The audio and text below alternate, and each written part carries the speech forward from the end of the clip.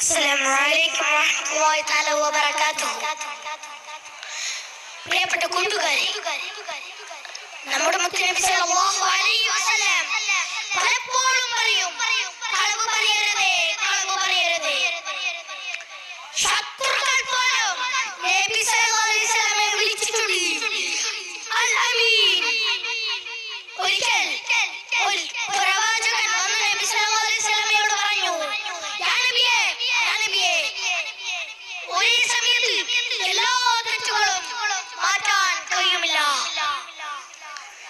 അപ്പോൾ ഈ അവസരത്തിൽ നബി സല്ലല്ലാഹു അലൈഹി വസല്ലം പറഞ്ഞു, ജീവിതത്തിൽ കളവ് പറയരുത്.